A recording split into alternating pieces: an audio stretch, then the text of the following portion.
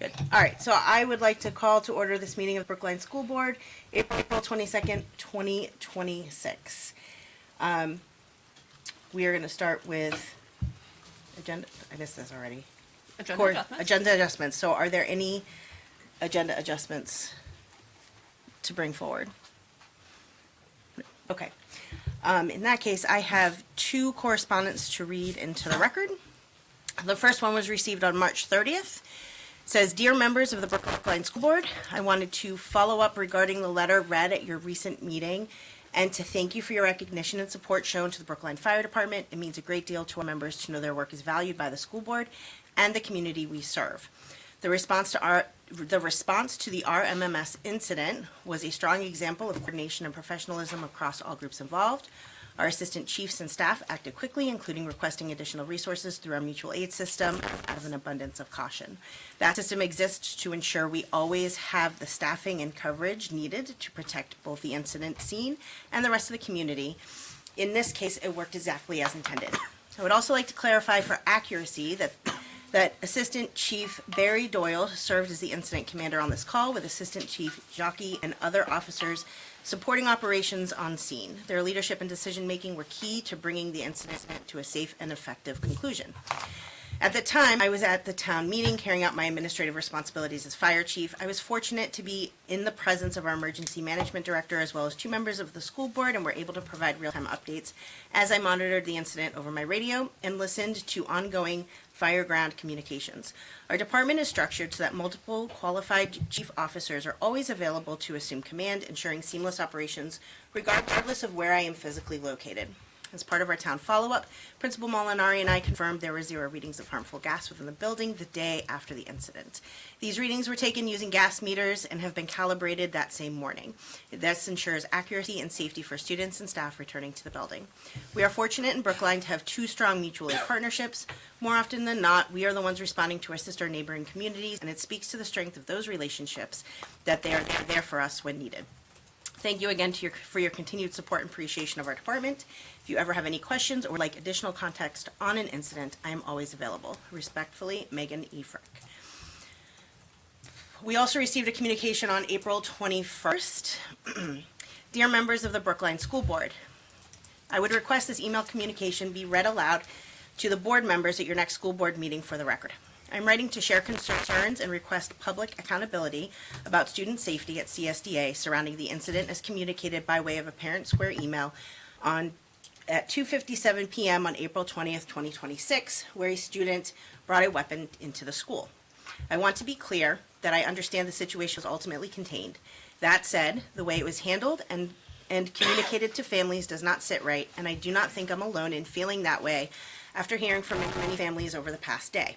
The district's response, as described in official communications, raises serious concerns about the adherence of established safety protocols, decision-making under risk, and transparency with families. According to information provided, a weapon identified as an unloaded pellet gun was brought into the school. The situation was handled administratively, and law enforcement was contacted. No lockdown or formal emergency protocol was initiated. Families were notified approximately 2 hours later, shortly before dismissal. This response is inconsistent with the expectations set for students and families regarding school safety. Students are routinely trained. As a parent of a child, I call this traumatized, through lockdown drills and the guise that any potential weapon threat would be met with immediate protective action. In this instance, that did not occur. A reported weapon, regardless of its operational loaded status, represents a credible safety threat until definitively secured by trained professionals. The decision not to initiate a lockdown despite sufficient time to contact law enforcement reflects a concerning lapse in judgment and raises questions about whether established protocols were followed. I also find it concerning that the communication used the word gun in quotes as if it was sarcasm or skeptical. It was in fact a weapon, so I'm unsure why they put those words in quotes. I am requesting clear documented answers to the following. Emergency protocols and decision making. What specific criteria does Brookline SAU 41 use to initiate a lockdown or other emergency response when a weapon is reported or suspected? Who has the on-site authority to make that determination, and what training supports that decision? Does district policy of the school's Emergency Operations Plan, EOP, require a lockdown in the presence of a reported weapon? For policy adherence, was the emergency operations plan followed in this incident? Was a chain of command followed for this incident? If not, who makes a decision to deviate from protocol and on what basis? When was the most recent lockdown drill conducted at this school, and is the school fully compliant with all required safety drills? Pertaining to law enforcement involvement, at what exact point in the timeline was law enforcement contacted? Who initiated that call, and what guidance governs the timing of the law enforcement notification in such situations? As far as district notification goes, when was the superintendent informed of the incident relative to law enforcement involvement? Pertaining to communication and transparency, why were families notified more than 2 hours after the incident and only shortly before dismissal? What are the district standards for timely parent-guardian notification during safety-related incidents? Reporting accountability. What reporting requirements are triggered when a gun or weapon is brought into the school grounds or when a lockdown is initiated? To whom are such incidents reported? Example, state, district, or other agencies, and by whom? When does the district ensure that reporting obligations are met consistently and not influenced by discretionary decisions such as whether or not to initiate a lockdown? Student privacy. The communication reference specific supports being provided to the student involved. What safeguards are in place to ensure that compliance with student privacy protections when communicating incidents to the broader school community? Post-incident actions. Why were families not informed in advance that students would participate in an assembly addressing see something, say something in response to the incident? What is the district's policy regarding parental notification before discussing sensitive or potentially distressing safety topics with students? What specific training does the staff have to talk to students about these topics with students? The communication sent today at 9:24 p.m. stated staff is available and that the principal will maintain a visible presence throughout the school to ensure students feel safe and supported. Given the seriousness of this subject and these concerns, I am requesting that this matter be placed on the agenda at the next public school board meeting for open discussion on April 22nd, 2026. This is a matter of student safety, public trust, and procedural integrity, and it warrants full transparency. I'm also requesting access to the current emergency operations plan or direction on how parents may review any of its public-facing information. I was unable to easily locate that on the SAU website. While I understand that the EOP is non-public facing, you should be able to share with me the date of the last armed assailant drill and confirm if the EOP was followed to ensure the protocols or criteria used to determine whether a lockdown is initiated. Safety protocols must be applied consistently and without ambiguity. Thank you. I still can't. When there is a disconnect between what is practiced, what is promised, and what is actually executed is in a real situation, it undermines trust and raises legitimate concerns about student safety. As always, I appreciate everything our school community does for our students, and this situation is, of course, one no parent, yourselves included, wants to face. So I hope you see where I'm coming from. I'm coming from a place of, okay, now what? And I'm not finger pointing. Parents and students, staff do deserve transparency and consistency with regard to student safety. There is no room for misalignment on expectations, and if they are not black and white, then we need to do better. Candace Kuna. Okay, thank you for that. Within correspondence, just want to take a moment to provide a little bit of an after-action summary for the board and the community. So I think step one in considering this matter is this a crisis or is this a discipline situation? So as we've shared already, on Monday, April 20th, just before 1 p.m., students reported to their teacher that a student may have a gun in their backpack. The teacher called the principal immediately. Another pathway could have been to call a clear hallway drill at that time. But that was not the path that was taken at the time. The principal responded by going to the classroom, removing the student from the classroom, located and took possession of the student's backpack. The principal verified that the student's backpack contained an unloaded pellet gun, and he isolated and safely stored the pellet gun. At 1:04 p.m., the principal contacted both the superintendent and the Brookline Police Department. The Brookline Police arrived within minutes. The superintendent was in a meeting in Concord and notified the Assistant Superintendent of Curriculum Instruction, as well as the Assistant Superintendent of Student Services at 1:08 p.m., who immediately went to CSDA to assist. They both arrived within 30 seconds of each other at about 1:20 p.m. The superintendent immediately left the meeting in Concord and headed straight to CSDA. The school did not initiate a lockdown as the threat was in the hands of administration and Brookline Police Department. The principal determined it was a discipline issue and not a school-wide crisis. Parents of the student involved in the active investigation were contacted. Parents came to school. The superintendent arrived on site at 1:50 p.m. and received all pertinent information. The communication to families was developed and reviewed by the administration team so it could be sent out to families and staff before the end of the school day to clarify rumors and/or inaccurate information. The investigation and support for involved students went into effect immediately with the support of the admin team and the school counselor. That includes students that were not the one removed from class, but other students who were, had some level of awareness. So appropriate supports were put in place or planned to be put in place for the student in question, the student's family, the students who reported the concern, the teachers, and the remainder of the student body. All involved. I have in quotes, "We know everyone will respond differently to an incident of this nature, and we have to meet them where they are and provide necessary supports to get them through this. Due to student privacy concerns, the statement shared all allowable and pertinent information to provide families and staff an accurate overview of a serious discipline issue that occurred that day." Phone calls were made to parents and caregivers of students who shared information, witnessed, or possessed pertinent information to the investigation. Legal counsel was notified to ensure appropriate steps were taken. An optional staff meeting with high attendance was held immediately after school, following the email communication that was sent out. The admin team began the debrief and reflection process that will continue to evolve. On Tuesday, April 21st, a secondary debrief was held between Mr. Miller and the superintendent. The school day started with a typical morning greeting from the typical staff present for greeting. The superintendent was present at CSDA, checking in with teachers, while the assistant superintendents were present at the SAU office to field any phone calls or visitors, to which there were none. Right after the morning announcements, Mr. Miller engaged students in a Wolfpack Town Hall to reinforce the core values. The Wolfpack Town Hall is something that the kids participate in regularly. It was a regular assembly of school. He wanted to reinforce the core values in a very age-appropriate manner. Be kind, be respectful, be responsible, and be a learner. And remind students that they are surrounded by trusted adults within CSDA. I was present for the town meeting.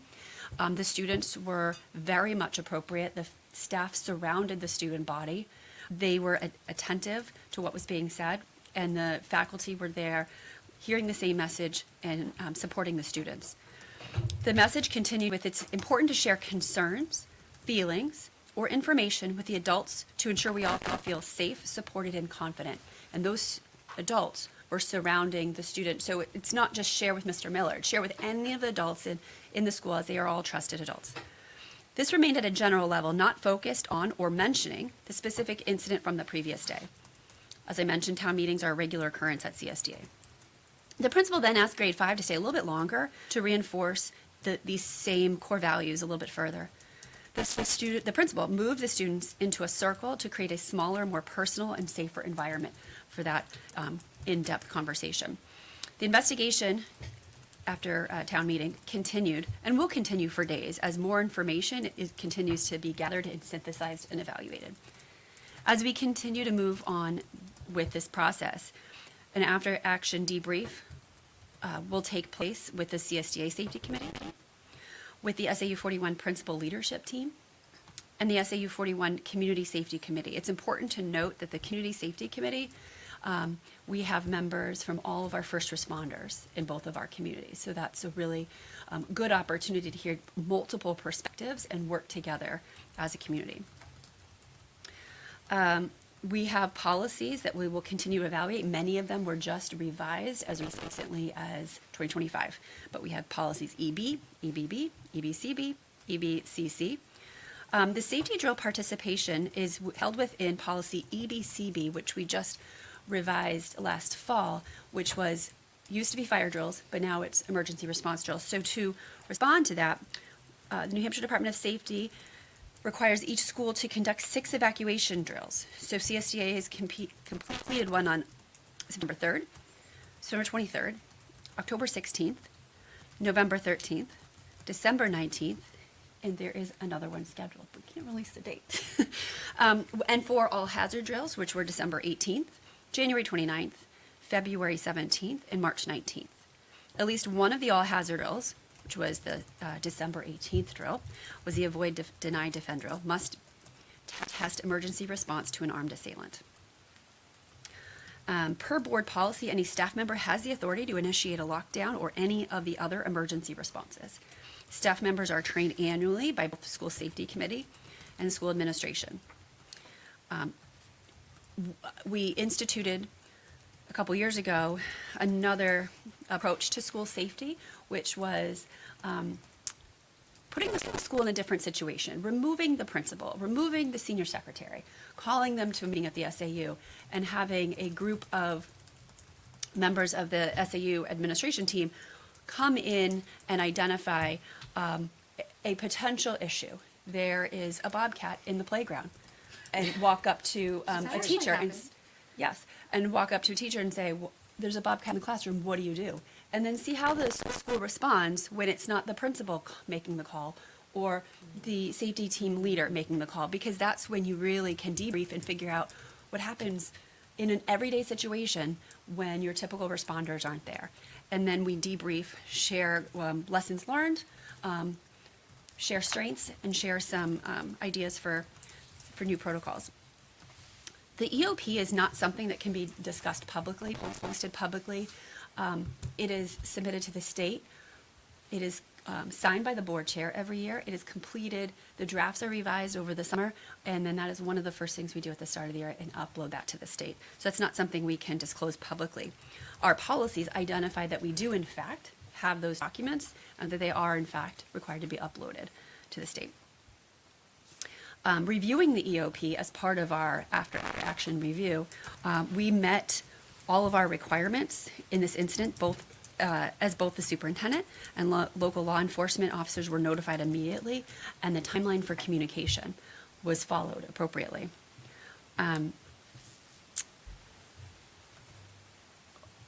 So Brookline does not have an SRO.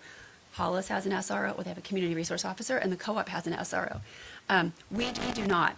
One thing that we started last year to gain familiarity of our schools by the police department is we've asked them to come in, have lunch with the kids, walk around the building, and really start to develop that good relationship. And so that was put back into place last week just by chance, and we're going to continue that practice. We've asked for weekly. We know that the police officers are very busy, but it's just a great opportunity for those who are working during the day to get a better feel for the building and the students. And, if they're called to an emergency in the cafeteria, do they know where the cafeteria is? So it's a great opportunity to do that. So we will continue to do that. We will also continue to debrief, reflect, and learn, as that's what we do as educators. Thank you. Yep.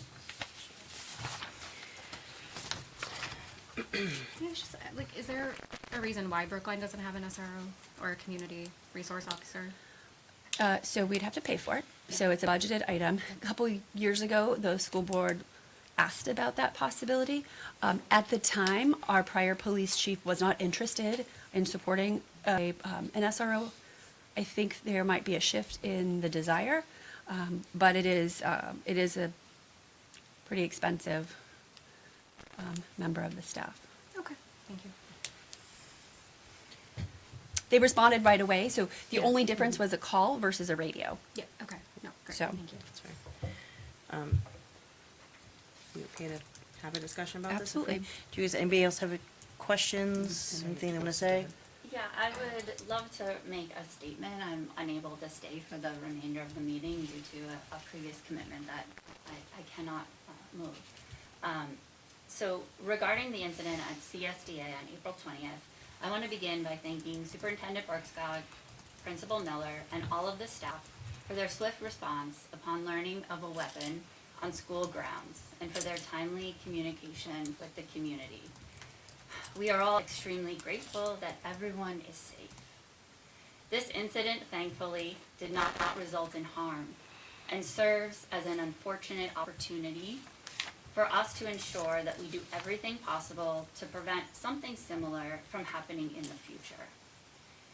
That begins with a thoughtful and thorough review of our policies and procedures related to school safety and any acts of violence on school grounds.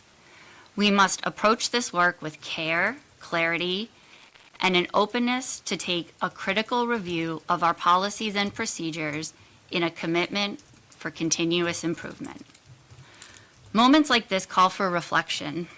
Brookline is not insulated from the challenges faced by communities across this country. We were incredibly fortunate in this instance, and that good fortune should lead to action. We have an opportunity to engage in a meaningful and constructive conversation about school safety and how we as a district respond to evolving risks. To my fellow board members, I would also like to acknowledge the responsibility we carry. While we are responsible for policy, fiscal management, and superintendent review, our code of ethics states that we must make all decisions and take all actions holding the well-being of students as our fundamental guiding principle. That responsibility should not only guide our decisions, but also our willingness to engage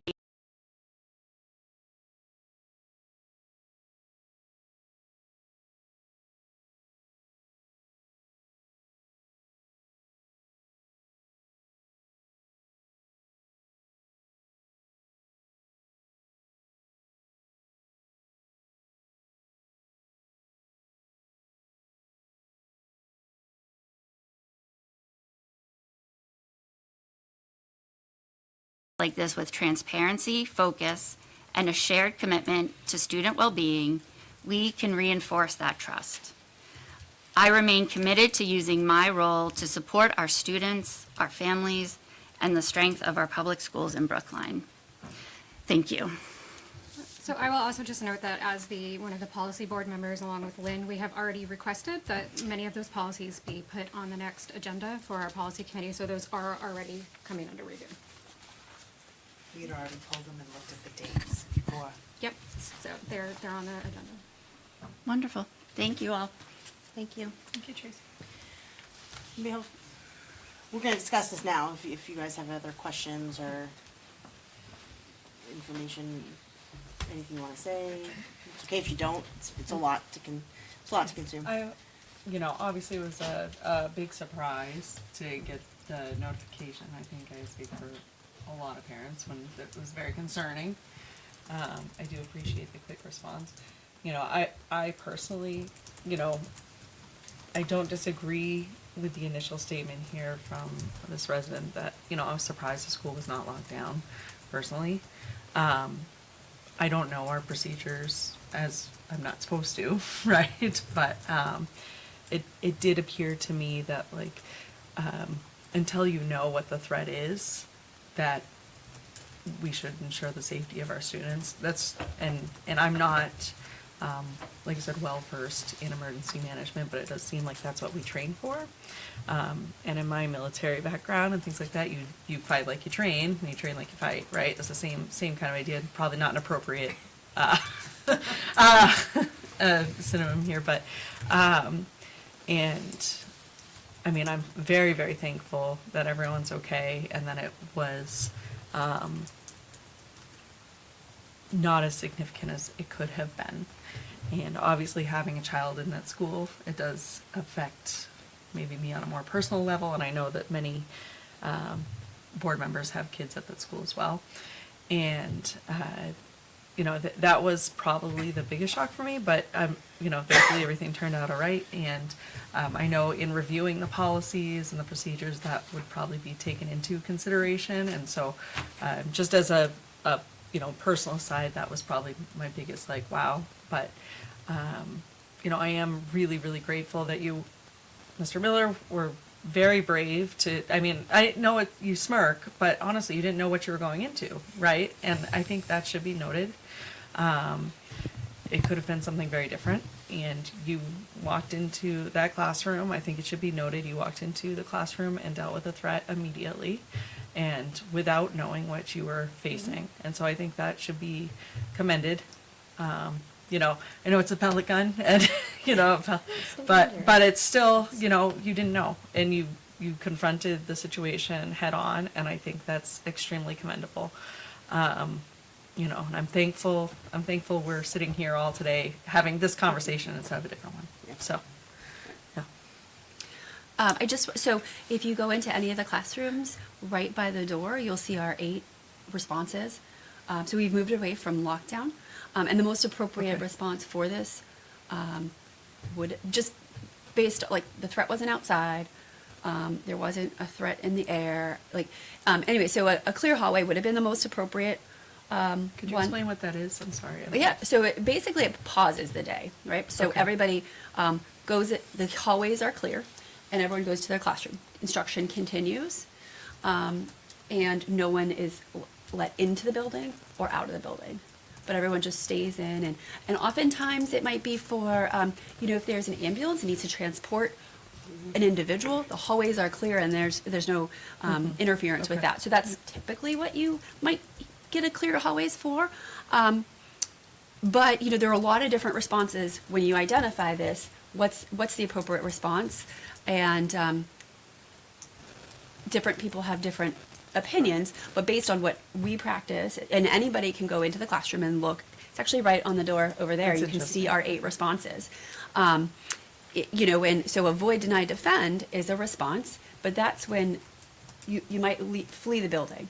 And so, or you might sort of go into what you may have thought of as lockdown or defend yourself, whatever the case may be, Yeah. but that wouldn't have been the most appropriate.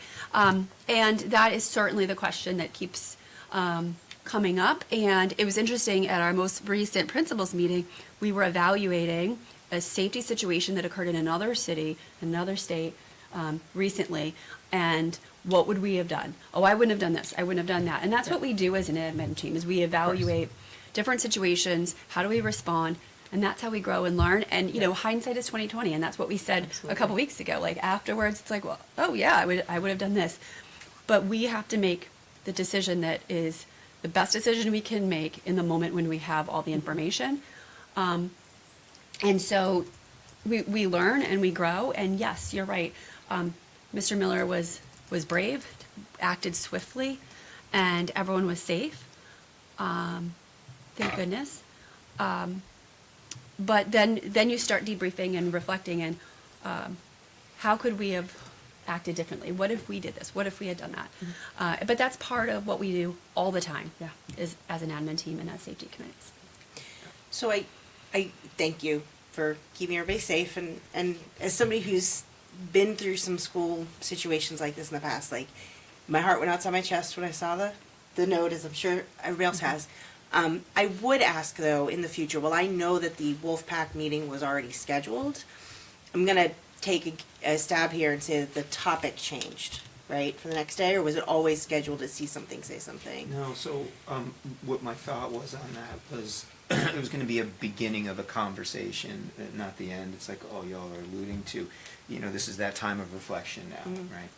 And so, but there needs to be something done right then. And so, no, it was it was as things were kind of happening, it was on my mind, what are the next steps for the first thing in the morning when the kids come back?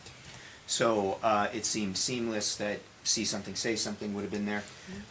So that, and then really tying it into our core values so that they know it's not this separate thing, and not dealing with, but not talking about the specific incident, but keeping it broad, because I never want a student to think, oh, in this instance, I see something, say something, but broadly, right? So it was really about putting that together with the core values and talking to them about the avenues that they have. So it wasn't, I also wanted to do something that wasn't an unfamiliar conversation, because I've talked with them about core values all year. We've talked to them about these are the people you have when you're feeling sad or confused or upset or frustrated. So it tied everything in, rather than isolating it, it tied and wove everything into things we're already doing. So it wasn't like this, we're meeting about this whole separate thing. Does that make sense? It does. I would say, just in a practice of reflection, that in if we ever experience a similar any emergency and we have something scheduled the next day or a week later, and if we're gonna weave it into a normal conversation, I think letting parents know that you're gonna have that, you're gonna weave it in, you're not gonna talk about it in isolation, you're gonna weave it into a regular conversation, but we're gonna have the conversation, I think is really important. I battled with whether or not to talk to my daughter about it because she didn't know. She got in the car and she had no clue. We ultimately made the decision to talk to her because we also know they're at an age where the kids are going to talk, and I didn't want her to be caught off guard. But it took a bit of conversation back and forth in my own household of how do we even approach the conversation. I was really grateful that we did because of the following Wolfpack meeting. However, had we made that decision not to, I would not be feeling so good as a mom and a parent that then it got addressed and I didn't get to address it first. So I think I would just ask in the future, like, it is totally appropriate as a school community, you should talk about it. Hindsight's 20/20, right? So I think I just would ask in the future, like, I think it'd be good just, sometimes it's okay to over communicate, especially in an emergency situation, like, and the aftermath of, hey, we're gonna have this conversation, because maybe some parents wouldn't want their child to have that conversation. Maybe there is some trauma sitting somewhere with families that they just keep them home the next day because they would rather deal with it privately, and I think maybe a little bit we took that choice away from families, or the perception is that we took that choice away. And so I would just ask that in the future we just kind of be cognizant Sure. of the next couple of steps. Absolutely, that You know? makes sense in the reflection process. Yeah, I appreciate that, and truly, like, and it is not a knock on you guys or the response you guys did. No, I mean, I'm not like, taking it that grateful, way. as everybody else has said, and grateful it was not worse. But I think it's good for all of us to step back and say where can we improve, because our goal is to make sure that our community and our kids are always safe, and so we only do that by reflection and growth. No, So and I thank you. appreciate that feedback. I think this is, the process that I'm in personally and professionally with this is that reflection, and just really listening to what the community and what my colleagues and things like that are saying, and I think that type of reflection is the type of thing that resonates as we start now, kind of looking ahead to what are we going to do. So I appreciate that. Yeah, and honestly, like, this is a situation that few of us in the room have really ever had to deal with, or have dealt with it on a worse level. And it's in the moment, and then the days after, you make the best decision possible, and it's the best decision you can make. And all we can do is develop and grow and share what we learn, and hope that anybody else who's watching, they then see what we did and they go, oh. So then, if our school ever experiences it, we can do better, just like you guys do. So I think it's good. It's good to reflect. I'm grateful to hear that you guys are doing that. That's awesome. Yeah. And I think just to that point, I think we've already identified that that is something that we're going to work on, and we have plenty of, the easy thing, right? The snow day call. Like, we have plenty of options for communications at the ready. Some of the if there's a death, we have plenty of communications at the ready, unfortunately. And that's based on what we've learned year after year. And, so we have some communications ready, or communication plans ready, but really just reviewing them, revising them, and making them more applicable to all the situations that we face as the years go on. So that's absolutely part of the reflection afterwards. Was that part of was that part of maybe the delay in the larger communication day of? Was that, like you said, you have communications ready if there's a death, or if there's a snow day or a bus delay, you kind of just pull that one out of the standard language, send it out. We don't have standard language for this type of situation, do we? I mean, we have some templates, but not really Okay. of this nature. And It's fair. And yeah, it does. So there's the immediate. Our primary focus is ensuring the safety of our students and our staff, 100%. Once that is under control, then we're talking, we're asking questions, we're doing an investigation. There are multiple people going. I mean, everybody at this table was actively engaged, and then and then we start a communication, and then you also have to say, am I communicating appropriate information? Am I over communicating? Am I under communicating? And then if you receive this, how do you respond? It's a lot to take in. And it's, yeah, right, and it's like, this has to get out as soon as possible. So we were already aware of the urgency of the need to communicate, while also making sure that we weren't violating anyone's rights by communicating, and providing enough information so that everyone understood that everybody's safe. CSDA is a really safe place. And we're ready to be open to learn the next day. That makes sense. I know there was some concern about the length of time from incident to home communications, but that makes a lot of sense, and that we don't necessarily have standard template. This is not something we deal with, thank God, on a regular basis, right? Like, this is all those things, right? You need to make sure we're safe. You need to make sure we're good. And then is the communication that's going out, is it accurate, is appropriate? As a mom who's or parent who's receiving it, or a guardian who's receiving it, like, are we okay? Because it's a lot to take in. So I appreciate the thoughtfulness that goes into it. I do know there was some concern about the lapse in time, so I think that is completely Yeah, understandable. well, and on that Yeah. point, like, I appreciate the fact that you, like, went through the timeline of, like, how it all broke down, because I think that will help parents understand why. I think it also could be helpful. And I don't have a child at CSD, so I probably did not feel, I was concerned, but I probably did not feel maybe the same sense of panic, because it wasn't my child. Otherwise I would have been hysterical. But I think some of the feedback that I got was just like, even just adding, like, we're so sorry for the late communication. We wanted to ensure that the situation was under control and students were safe first, would have helped parents be like, okay, because I think just a lot of them were unsure about why. And it makes sense, like, why, but they're not computing that. So even just being able to see, like, okay, they were just making sure everyone was safe. That's why it took so, like, I think they just felt, like, really blindsided by it, that it happened, like, Yeah, so and that. I guess what I want to share with everyone is, why did it take so long? I mean, the investigation's ongoing. Yeah. It's not like, oh, check, we're done. Absolutely not. This is No, continuing. no, that's, Mr. Miller thought he had a fun week before vacation week, but it has consumed the week. It involves so many people and coordinating conversations and phone calls and all of that. Yeah. So I can appreciate that it felt like it took a long time to get that out, but there was absolutely no way there was enough information that could have put together a communication Yeah. without Creating panic? without creating panic. Like, we have to ensure that everyone's safe. No, sorry. Go ahead. No, sorry. But I think the fact that you went through the timeline, and I think the fact that, like, I mean, obviously we don't know your schedule, but the fact that you were in Concord, and they probably needed to wait for you to come at, like, everyone. I just think the parents probably just would have appreciated, because, like, when their brains calm down is kind of like where. But I think hearing maybe the timeline will help them understand. Agreed. The other thing that I think that I got feedback on that probably needs to be considered is we may need to adjust the policy about wearing smartwatches, because a lot of parents were freaked out, sent their kids to school with smartwatches on the next day. Kids were telling their parents that they felt better with the smartwatches on, that they wanted to have that contact. So we may need to look at that. So that requires a change in the law. So that's beyond. But is it all electronic devices? Yes. Anything that can be communicated Yep. out. So that is not And it actually unfortunately not. mentions smartwatches. Yeah. So if we can, okay, change the law.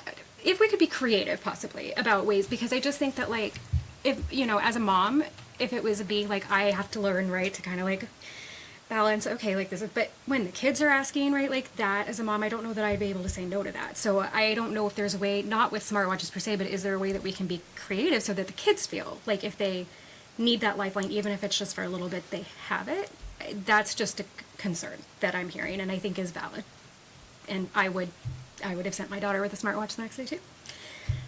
As a mom, I just would have, like, even knowing what the policy is, I don't think. Well, yeah, and been like I able said, to do it's that. not really just a policy matter. Yeah. It's a It's a state law matter, right? Which we matter. can't control, but I do want to bring that out in the public conversation, because I do think it's important for us to be aware of that, or maybe if an incident, like, again, we're hoping that this manifesting that this never happens again, but if it does, perhaps we be a little lenient for the week after, or we be a little lenient for a few days. I don't know. So if yeah, that's so I'm not possible. really going to endorse breaking the law. However, please don't break the law, kids. what I think I am hearing is that need for additional communication, and Yeah. so just to what we've already said, potentially hearing from the principal the day before, and I should have advised him to do that, and I did not, and that's on me.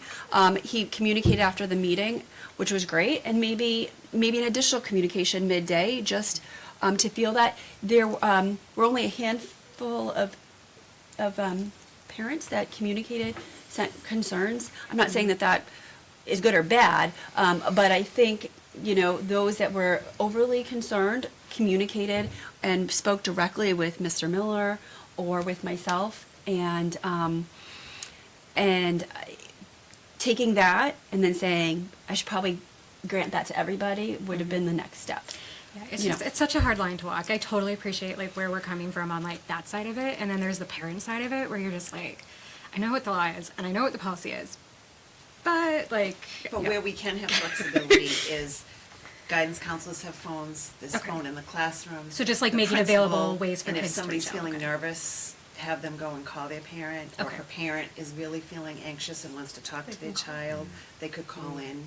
Yeah, I think even just like maybe coming up, like not necessarily putting that in policy, but letting parents know that that No, is but an option, that's- so that they're feeling comfortable. Because I think your kid comes to you like upset and says, I don't feel safe unless I can get a hold of you. Like that's going to be really hard for you to be like, Say no. well, the law says.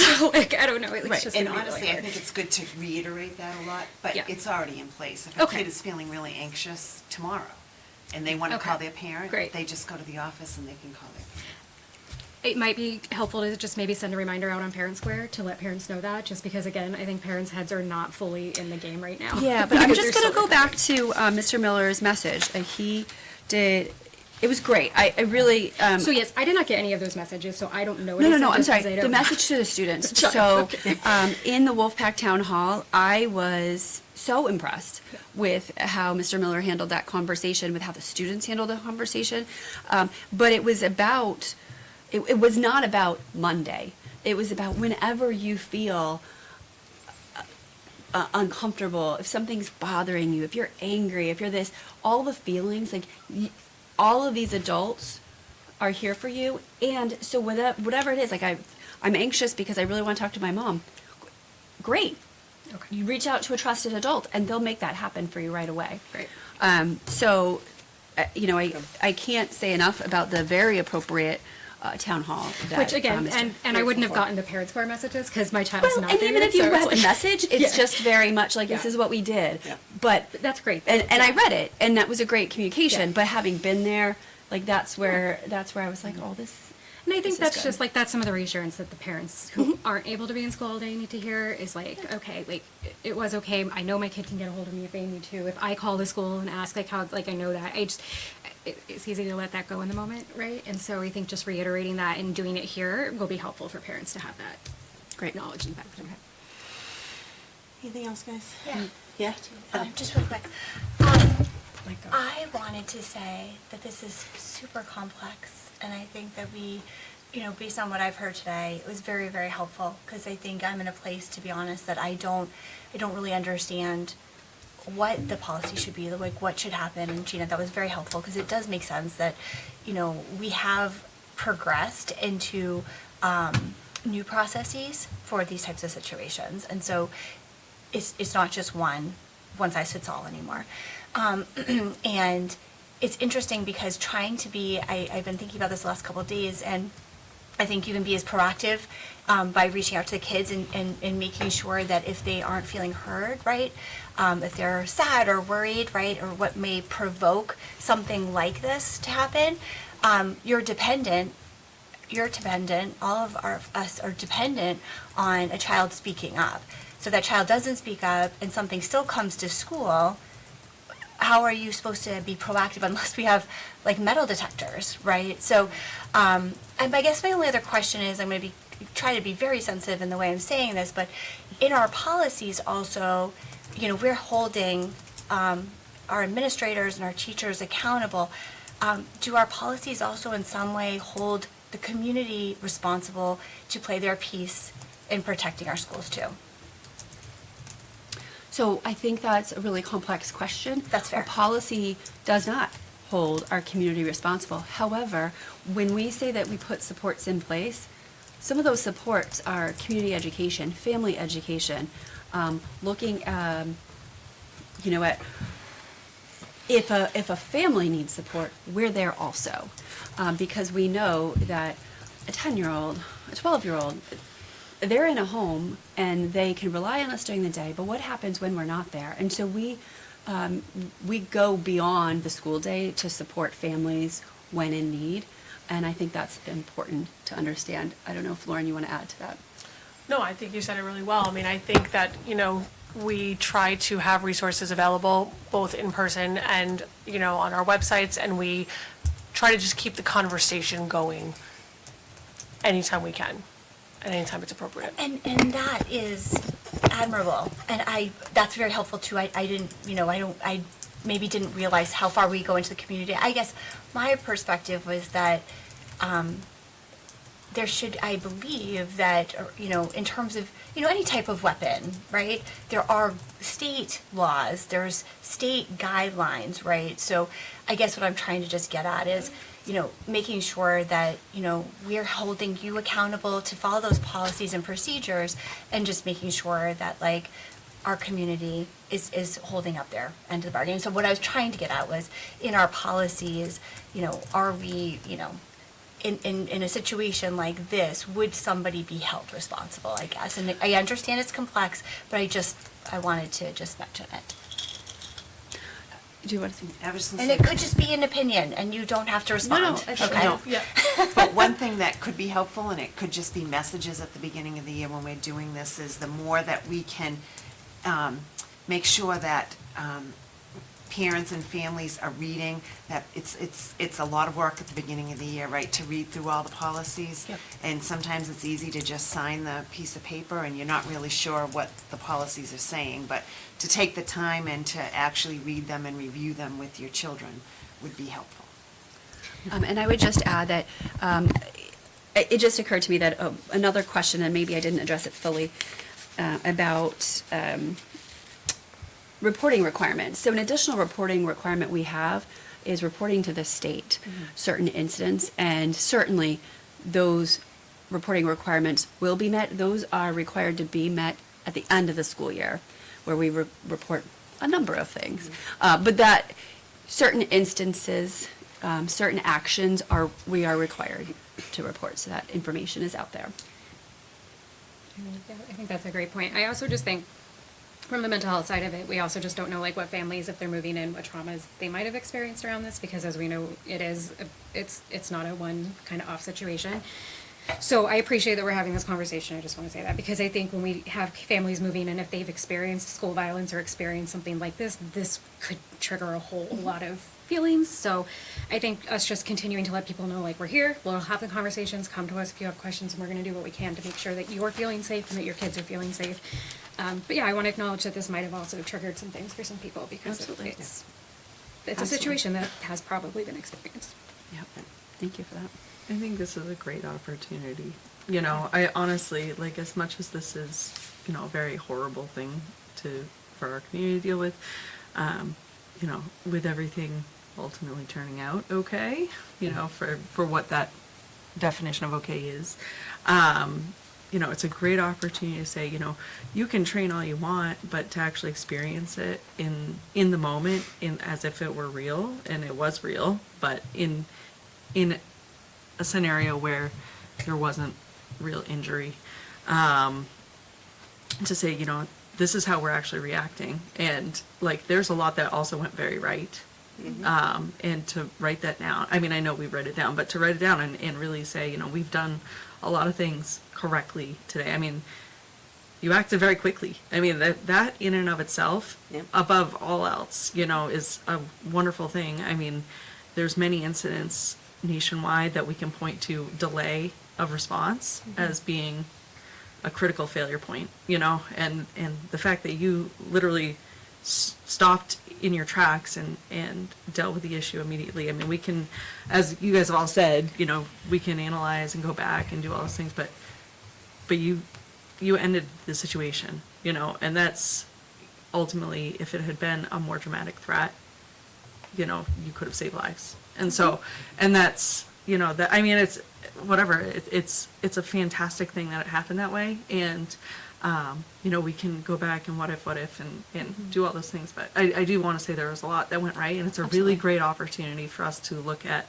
what went wrong, what we could have done differently, reevaluate scenarios, and also like the things that have been done correctly, and that, you know, I'm really proud of you, honestly, and everybody. Like, I really, really am. I think it's a great thing that, you know, I can sit here today and say that. And, yeah, anyways, that's my.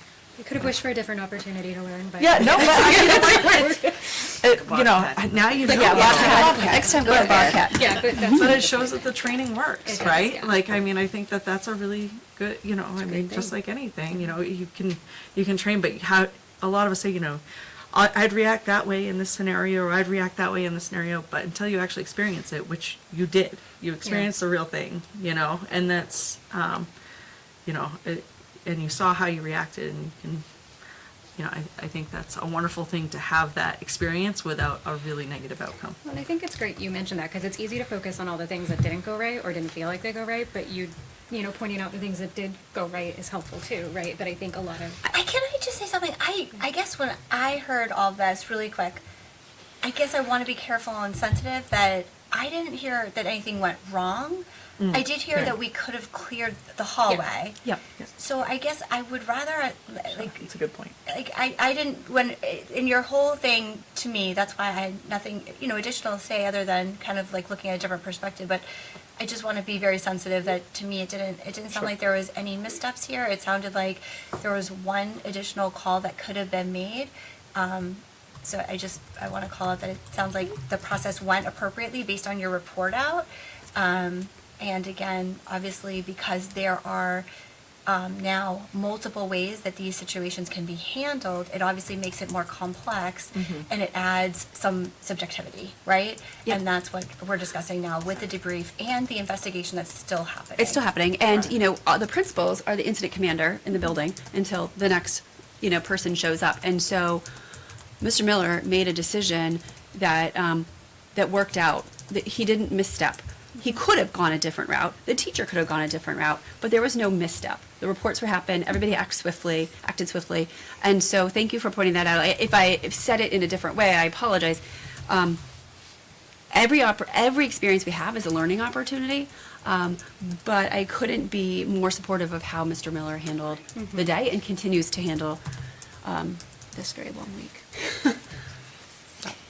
Yeah, no, I think it's a situation no one wants to have to deal with, but I think even though it didn't happen here at RMMS, like, I know that everyone working together, Dan's gonna be more prepared if, God forbid, this ever does happen again, and, you know, I think it's just really, I'm grateful we're having this conversation, I'm grateful we're having it in public so that people can kind of get some reassurances and questions answered.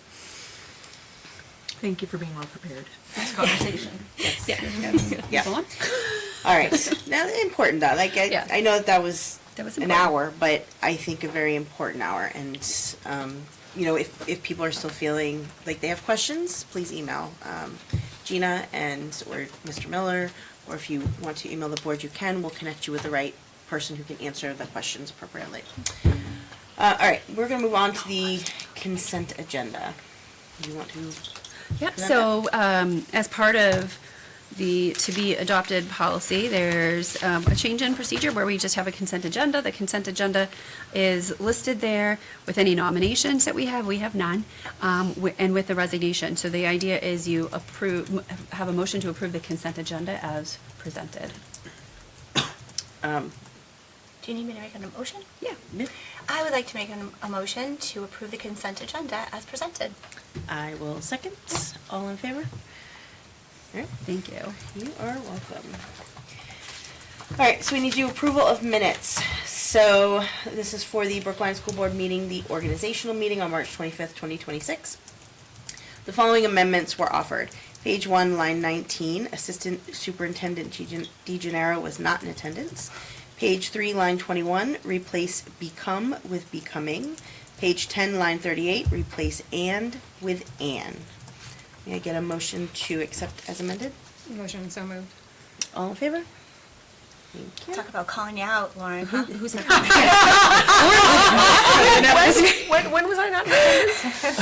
I don't know, but according to the, Was it last meeting? In March? I thought I was here. In March? I don't know. I don't think you Maybe I wasn't. were. It's kind of funny. It's was possible. it, I mean, was Pretty- it, was it Some bad spring break? Was your humor. daughter home? Yeah, I don't No, think you were. but maybe I wasn't, but Oh, yeah. all right, I feel like I was. Now I'm gonna go back and watch You the were here, video. I know. Right. I'm gonna go back to my calendar because it's Listen, on- if we need to amend it next month, No, we'll go back to re-amend. That's fine. No, I'm That's sure fine. I wasn't. I'm trying. I also need a motion to accept the Brookline I don't School think she was in Board the non-public minutes as presented. May I get a motion? I will make motion to accept The as non- presented. Excellent. Any second? Johanna, all in favor? Thank you. All right, principals. Your Dan, do you want to start? floor is yours. So, we know you had a great week. Yeah, it's been pretty uneventful. Yeah.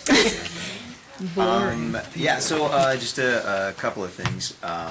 We're getting ready for SAS testing, which is great. Looking at data, filling in some gaps where we're going to try to bolster some of the kids' knowledge before we start. After vacation, so doing a lot of that. We had our spring festival, which was super fun. Huge thanks to the PTO and the kids from RMMS and kids from CSDA who came. It was really great. So there's a funny story about this center picture, if you see that center picture on there, right? So I walked in, and there was, I think she was a first grader, from RMMS. She was younger, kindergartner, first grade, and she was coloring that big table there. So I went up, typical principal, and kind of, stood next to her like that and started coloring with her, and her marker ran out. So I looked at her and I said, what kind of principal would allow a marker to run out at an event like this? And so she looked at me and she's like, yeah. And then so I was asking her about her favorite color when she was there and all that. And then I said, so do you know who the principal of this school is? And she looks at me, she goes, no. Oh. I'm like, all right, do you know anything about him? And she said, well, I think he was in the play. And I said, oh, did he do any good? And she goes, I think he was okay. I'm like, okay, thanks for the honesty. And then I said, so, I'm going to tell you something here that, and her parents, by the way, were right across the table. And I said, so I'm actually the principal of CSDA. And she goes like this. She goes, I like that. Right? So, but the point being, it's so much fun, and something I appreciate about Brookline is that kids from both schools come together, and it's just the greatest group of kids at RMMS and CSDA. But it's so nice to see the kids at these events, and I get to know them before they kind of come up to me, which is really nice. So that was really great. But again, we had art projects up, and we had different activities to do, and planting and all that. So the PTO did an amazing job. It was really highly engaging. And then just at the bottom, we're working on our classroom murals outside the classrooms. They're student generated. I project them onto the wall. The kids vote in their classroom, and so we've got 1, 2, 3 up on the walls already, and then 3 are already in the pipeline to be projected within the next couple of weeks. So hopefully outside every classroom there's a student-generated mural that's reflecting our core values, and kids really love doing that. So. Nice, awesome. Good evening. So we have a lot of fun events coming through RMS this month and next. I want to thank Mr. Tatara. He's our music educator at both RMS and CSD. He's been doing informatives with our kindergarten classes, so we just finished those recently. And the kids had about 4 songs to sing, and parents were invited to come into the music class. And they did a enjoy them. dance. You forgot the dance. They sang some songs and they danced. Sorry, they sang some songs, and they danced, And they danced. and they clapped, and it was great. It was a nice, fun event to have the parents there too. All of our kindergarten classes have had the opportunity to go to the library. We used to do it with every grade, but we feel like kindergarten is the most appropriate, and then it allows them all to get a chance to visit the library and learn some of the tools there and some of the activities they have offered. Grade 2 recently went to Beaver Brook, and they had a great time there. And then we had our 3rd grade concert last night, which went really well. The students sang 4 songs. They did not dance. But they really did a wonderful job singing. They sounded excellent. Again, Mr. Tatar ran that. And then it was nice because I'm doing this project where, don't share with your kids yet, but all the students are going to be getting T-shirts along with teachers to just to kind of bring about that Blue Jay pride. And we did a brief little intermission, and the students did a quick wardrobe change and came back with their Blue Jay shirts on, and they sang the Blue Jay song that we have. So that was really fun. And then we ended the performance with a slideshow, and it was through their years here, their journey. And it was just, this group that's in third grade right now is probably one of our most well-behaved groups that we've ever had. And they're just such a nice, tight-knit class, and they work so well together, they care about each other. And it was just really cute watching them, because I was watching their reactions during the show, and they were just like so excited to see each other on the slideshow, and just like crying during and laughing and singing along. It was really cute. And then we're doing a big project, kind of similar to what Mr. Miller was sharing about the murals, but I am working on this legacy project, which I'm really excited about. I've been trying to do it for years, and I wanted to try to find a way to bring our former students back and former staff back so that everybody feels like they had a kind of a sense of belongingness to our school, and they feel honored and had an impact on our school. So our third grade right now just started making Blue Jays with their handprints on our main lobby wall, and then all the staff have done their handprints on the trees. And I'm going to put a post out to the families about this project. But it's just a way to have anybody that's been a part of our school or who has supported our school to come out and all together connect ourselves together. So I'm going to do a sign-up sheet this spring for families to come over the summertime. If they had students that went through the hallways or in the classrooms, they could be graduated. There could be parents that went here when it was Brookline Elementary School, but we want them to come back and participate in the project. There's a picture in the principal's report that kind of shows the vision of it. But right now, it's going really, really well. It's really cute, and the students are really excited about it. And then, trying to think what else. Like Mr. Miller said, we have New Hampshire SAS right after the break, and our third grade will be doing that. And then a lot of first grade visits: Stone Zoo, Eyes on Owls. Our preschool is going to have a program from the Seacoast Science Center coming. And second grade has Leaping Lizards. So a lot of fun activities, and I want to thank the PTO for their support, because they're the ones that are helping fund most of these projects. And also our Brookline taxpayers as well for supporting some of the busing and stuff through the operating budget. So it's going really well here. Yeah, I wanted to really thank both you and Mr. Tatar for the music opportunity, because it was really cool to come in and see, and the kids were so excited, and they took it very seriously. Yeah. They were prepared, and they were practicing, and they were supporting each other. The paras also did a great job learning the children's songs, because they were in the background doing it too. But it was nice to get a chance to kind of just come in and see the kindergartners and see our kids kind of really invested. So I hope that's something that continues, because I thought it was fantastic. Yeah. Thanks. I appreciate you sharing that, because Shannon Sinclair, who used to be a music teacher here, she started that. Yeah. So Mr. Tatar is trying to bring it back, which is great. He's also bringing back the Blue Jay song too as well. So yeah, and your school community pride is working, because Aisling told me the other day that she found a blue jay by her window, and I was like, nope, you didn't. There was no bird there, but that's fine. But she's so she's invested. That's the bird that she knows, right? So yeah. I love that you're trying to build that community also across both schools. I think that's really important. Super great. And I know I talked to you before, but I just wanted to say that the third grade, so, starting it off in kindergarten and having that time, and, but then the third grade performance was fantastic, and the slideshow was just a nice, as they're, getting ready to transition out of RMMS, being able to kind of look back on their years was really, touching. And they were so excited about all having their Blue Jay t-shirts, and their little class of 35, which is kind of insane. Yeah. So, thank you. Yeah, no, all of our groups here are special, and I was glad that those students felt really good last night. One thing I wanted to bring up about the Legacy Project as well, so we're doing some backfilling with the handprints, but starting next year, the plan is to, anytime we hire someone new a new staff member, they're gonna, right away, that's like their introduction. And the same for our kindergarten students or preschool. When they first come to our building, they're going to start with that so that they feel like they already have a part in the school. So we're gonna continue it that way, and it's gonna flow through different seasons, so. That's really, That's I great. think, Yeah, we're excited about the project. So I'd love to show you guys maybe next time where it's at, so. It's a great way I'm to so build. sorry, I have Throw to, on pictures after too, so. I have to leave, but. It's a great way to build ownership. Thank I you. think it's awesome. I agree. Okay, I'm gonna open public input at 7:09.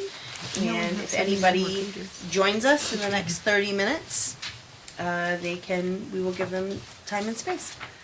Just looking at the agenda Yeah. and what remains, are you okay if I dismiss Chaz? Yes.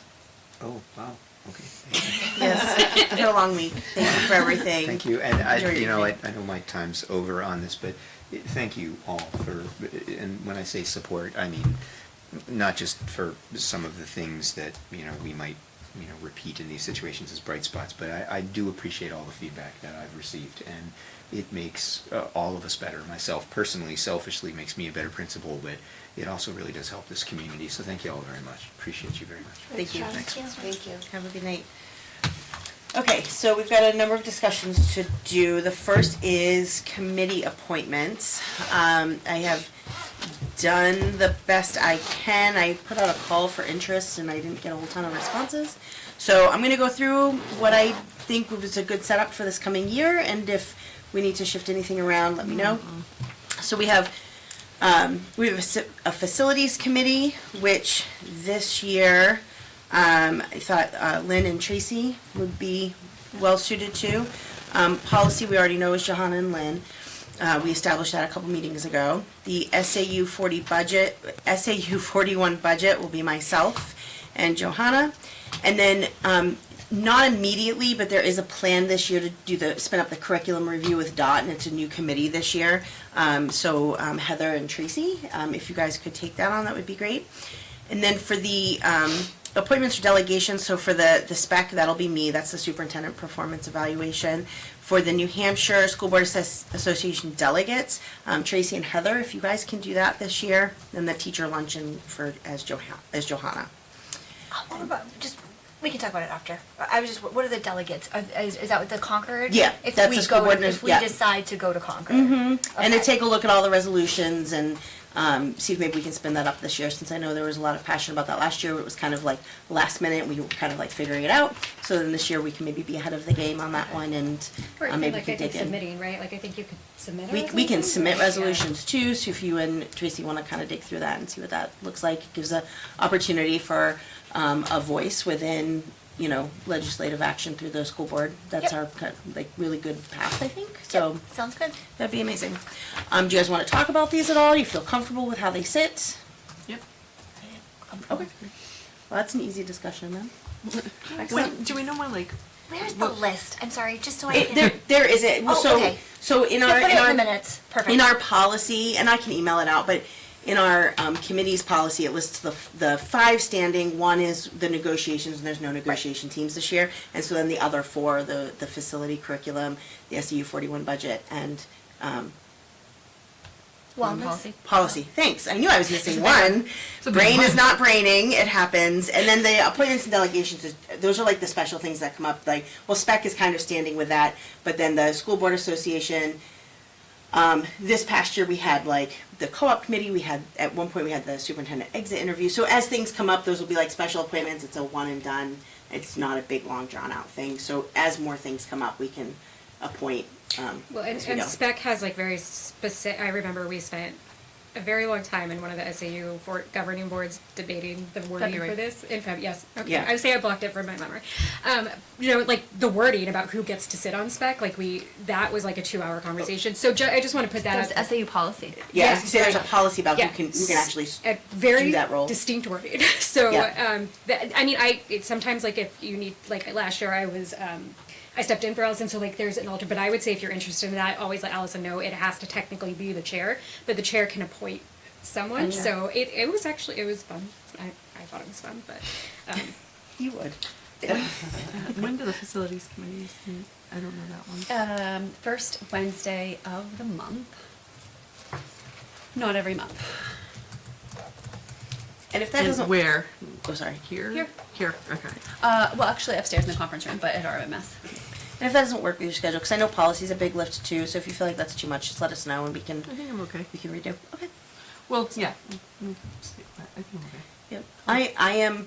I know appointments are supposed to interested go in for the things. whole year, but I am also okay if we need to rebalance. We'll bring it up for discussion. We'll revote and then go from there. If everybody's comfortable with that. Yeah, that sounds Great. good. Great. Okay. General assurances. Okay, so every year, the board is asked to authorize the board chair to sign the general assurances. Without a signature, we are ineligible for any federal funds. So this is a great document that says everything that we are held to. So I sign them as well. Every single page has a signature, and it's stating that I'm going to follow all the required laws and policies and procedures when spending federal funds. So that's what that is. Any questions? Okay. FY26 revenue and expense reports. Okay, drum roll, please. We've now moved into the positive. As we normally do this time of year. That's kind of normal for this How time of year. exciting. It is, but I was a little worried there. Yeah, The number so- was a little big. Yeah, so It in was. regular education, we have a balance of 221,000 and change, and that's due to some unfilled positions. That's countered by the next line, which is 408,000 in the negative, and that's due to contracted staffing. So the position is open, but then we're over in contract, if that makes sense. Those are primarily driven by the special ed contract affairs. Is that? Yep, and then also Okay. a school psych. So we have a contracted school psych, so that's why the line in the 1200s is over. But then in Do the we just have the one school we psych? have one employee and then one Oh, contractor. okay. So we have two in the district, one is in-house and one is. Correct. Yeah. Yeah. So in the 2100s we have an overage, and that's because we have an unfilled psych position. Okay. So you kind of have to go back and forth. We have small expected overages in instructional staff support. We have fewer legal services needed, so we have overage in the 2300s. We hired a new administrator, for those of you who don't know. When we hired our two new administrators for Brookline School District, the salaries were over what had been budgeted. So we're a little bit over in school administration, 2,400. And then IT services as well was a little bit over. Okay, so with the new propane boiler at CSDA, we have saved money because propane is cheaper than oil. And so we have a savings switching from the oil to the propane. However, that's been offset with our overage in snow removal. So as I keep saying, if it could just warm up, things would be At least it better. didn't snow today. Supposed to. Yeah. I know, but it's Absolutely close not. enough. Yeah, right. And then a little bit of overage in transportation. Because we have unfilled positions, then we have a little bit of overage in benefits. Overage meaning we have a balance and not in the negative. And then we're getting higher interest for our new lease. So we have the money and then we can make interest on it until we, pay the bill, if you will. All right, so that leaves our expenses in the negative at 32,384. And then we have some revenue coming in. 103,785. So when you combine those, that gives us an unreserved fund balance of 71,401. At this time, based on the petition warrant article that passed, we are no longer able to retain funds as we typically do at the close of the books when we have an understanding of how much money we have. We're often able to say, are we able to retain funds for an emergency, and we can only spend them if we have a public hearing. This dollar amount, the 71,401, does not include last year's retained fund balance. So we have $185,192 in that current retained fund balance, that if we do nothing with it, it falls to the bottom and would be legally required to go back to the taxpayers. If we could go to the next item, we have a proposal. And so this is from our business administrator for some year-end recommendations. Brookline's not as familiar with year-end recommendations because we typically don't have very much money at the end. Some of our other boards often have this conversation about utilizing a budget balance for certain larger ticket items. But anyway, as Lance Flamino states, as noted in the most recent revenue and expense report, the anticipated year-end fund balance is estimated to be $71,401. This figure is subject to change as we approach the end of the fiscal year and finalize encumbrances and expenditures. In addition to that current year-end estimate, there's also a retained fund balance of $185,192 from fiscal year 2025, as previously voted on by the board. A recommendation is recommended that available funds be utilized to address deferred maintenance projects and other high-priority items that were removed from the FY27 budget in order to achieve the default budget. We respectfully request that the board approval to expend up to $280,000 from the combined FY26 fund balance and the FY25 retained fund balance for the following items. Number 1, the RMS Milford Street roof and trim repair for $100,000. Number 2, the RMS parking lot repairs, paving and seal coating for $150,000. Number 3, the nurse's office privacy curtain at RMS for $2,500. And then number 4, the interactive flat panel purchases. We had 4 in the budget for RMS and 3 in the budget at CSDA for a total of $27,300. Those estimates add up to $279,800. So that's why we say up to $280,000. If the board approves the use of the retained fund balance, that concept, a public hearing would need to be held at the May meeting. So that would be publicly noticed in the paper and to everybody, and so people can come in and share their thoughts.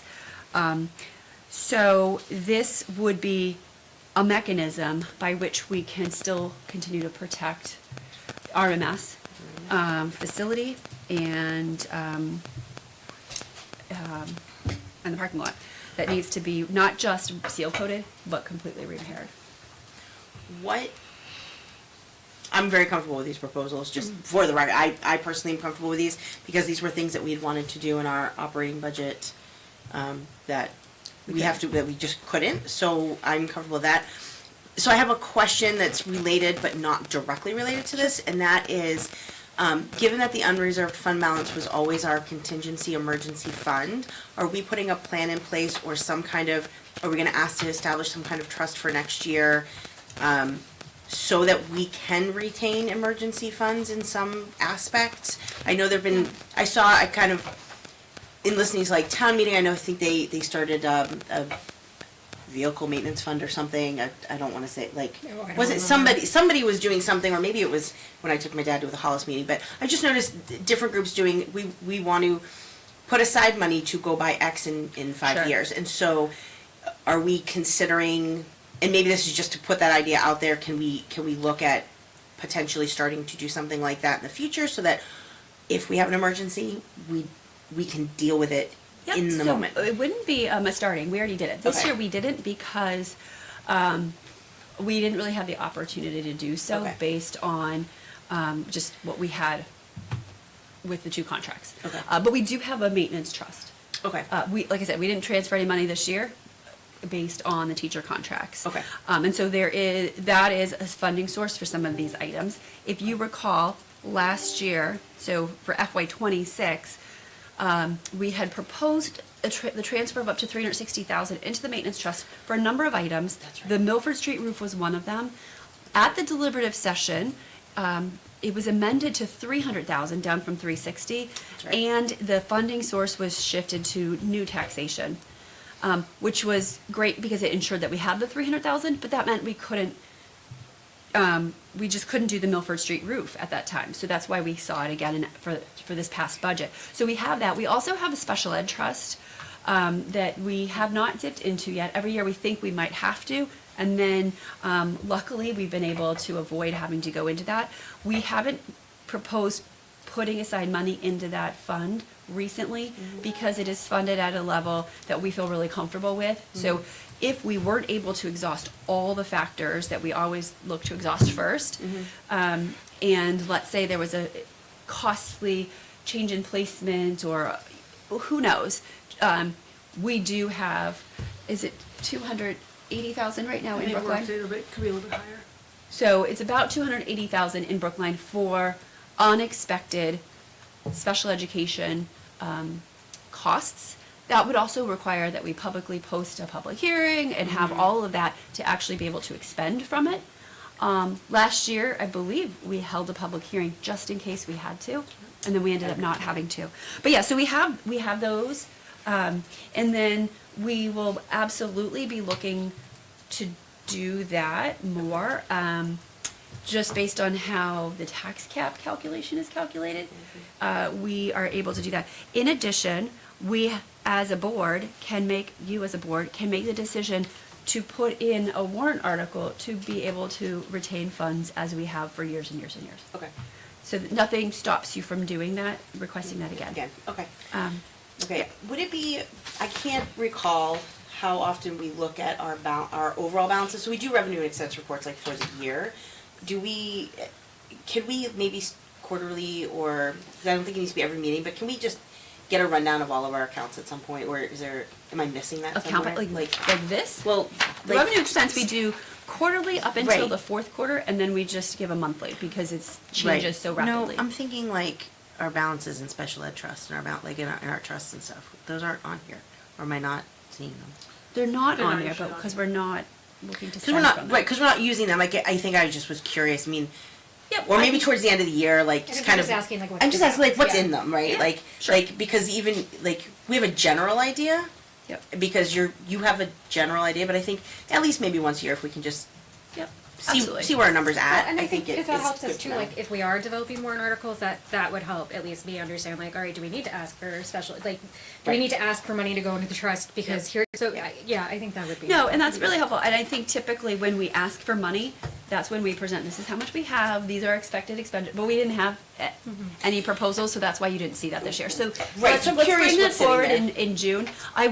Just to your point, some districts, the other two districts, utilize the maintenance trust for elevator repairs, and how they did it was $70,000 for 5 years in a row, so that in 5 years, the elevator could be repaired, and it didn't all of a sudden, spike the budget. Right. So, Okay.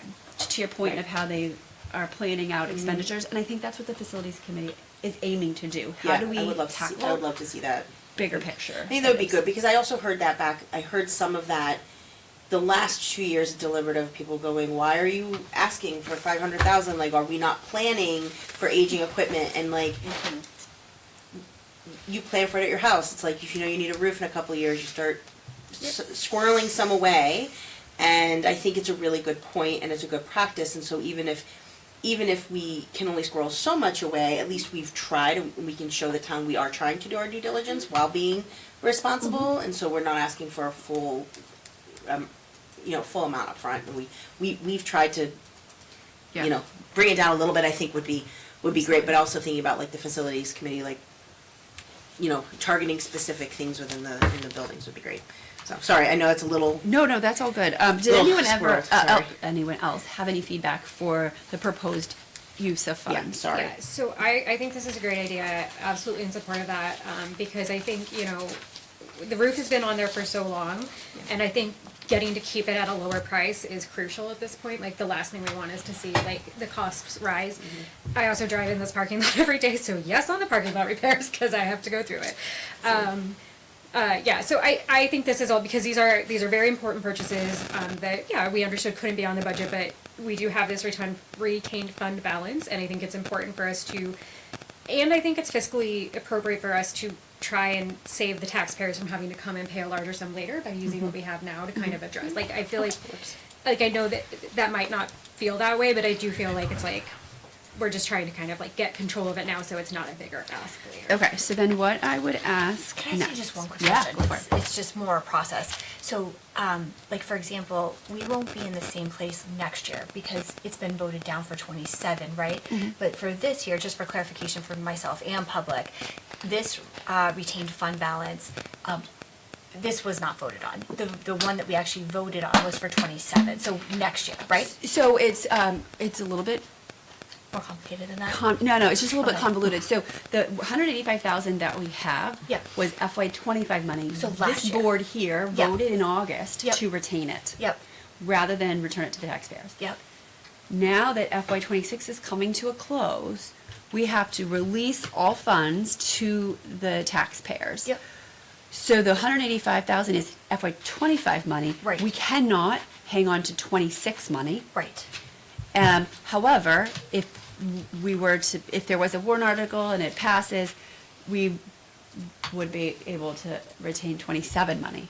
I got you. So it's just funky how it works out, but yeah. So 25 we can, 26 we cannot, but we could potentially change it again, 27, for us to be forward thinking. Gotcha. Yeah. I just wanted to make sure that I was clear. Yeah, we're always like operating in 3 different fiscal years, and it's a little bit confusing. No, and that clarity is helpful. I Yeah. think to people who don't, it's Just can in be case. it's complicated, right? Yeah. Like you're not supposed to retain funds, but you're going to Right. spend 185 retained fund. Well, that was 2025's money, so we are within And our we'd already rights. voted on that. Yeah, That had already been passed. Yes. Yep. Yeah. Okay. Perfect. So, Thank you, Heather. I would love to start, if you're in favor, I would love to start to move forward with signing a contract to do the roof. If our balance goes up beyond 71,401 to where we can afford to do the roof, would you be in favor of a motion to approve the expenditure of up to 280,000, starting from the year-end fund balance, and then we'll hold the public hearing in the next month to use the retained fund balance. The use of the year-end fund balance just requires a simple board vote. Okay. This would allow me to not have this $100,000 quote expire, to avoid that going up higher. Really, because obviously I can't do all of it, but I might be able to sign a contract to do the roof. Okay, so I hate math. So what we're basically saying is, right now, our year-end fund balance is estimated to be that 71,000. It may get higher than that. Yep. You would use that to fund, okay, yeah.